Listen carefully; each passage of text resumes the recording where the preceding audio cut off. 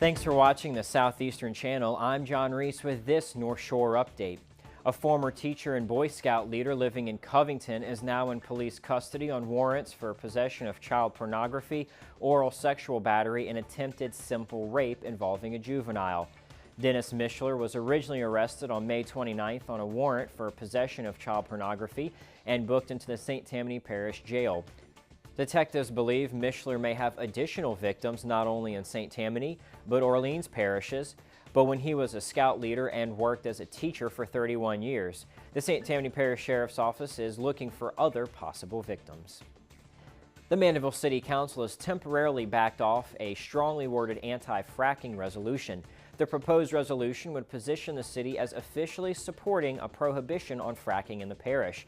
Officials are, however, concerned that only one side of the controversial issue is being heard.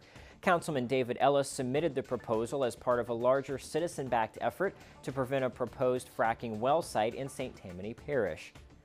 People are upset about it because they're concerned about the possibilities that something could happen, even if we're assured it's very remote. If something could happen, it would affect the way of life that we have in St. Tammany Parish. That's why we all moved here. So we want to try to do whatever we can do to protect that way of life.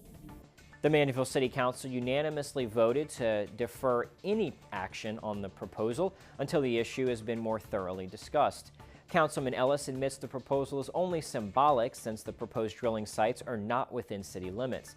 The St. Tammany Parish Council recently adopted a resolution to hire outside attorneys to seek a court judgment and injunction to block the State Department of Natural Resources Office of Conservation from issuing drilling permits in St. Tammany, largely from concerns based on environmental risks. For anything to happen, there are a number of things, failures to happen independently that would not be caught either by the oil company or the regulators, and that has never happened. Both the parish and the city are continuing to work on efforts to study the impacts fracking might have on the area.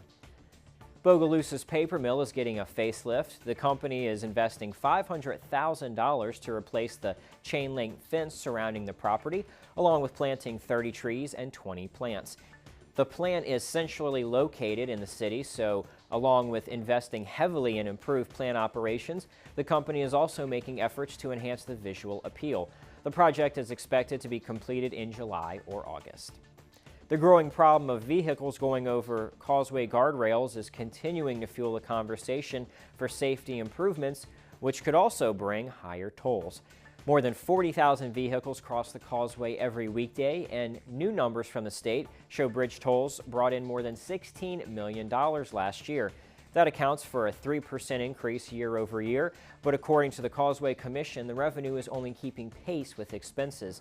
The Commission says they don't have the additional funds to purchase the needed safety improvements on the causeway that would come at a cost of more than $50 million. The cash price for a round trip across the causeway increased from $2 to $3 in 1995, which was the last and only toll increase on the bridge.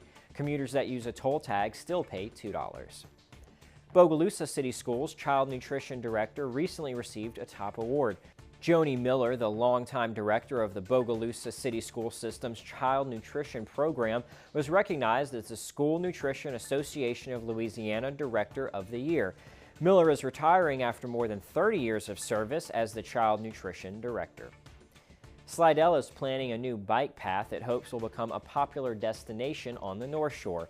City leaders laid out 20 miles of suggested trails in a bicycle master plan that received an enthusiastic thumbs up from the City Council. One of the stated goals is to make bike and pedestrian travel safer across the city, especially at the intersection of Front and Fremont Streets. The additions and changes are part of a grant application that aims to connect Old Town to Slidell's waterfront areas. Part of that plan is already paid for with a federal grant and will eventually take the St. Tammany Trace all the way to Heritage Park, where Front and Fremont Street meet. Continue watching the Southeastern Channel for more North Shore updates. I'm John Reese.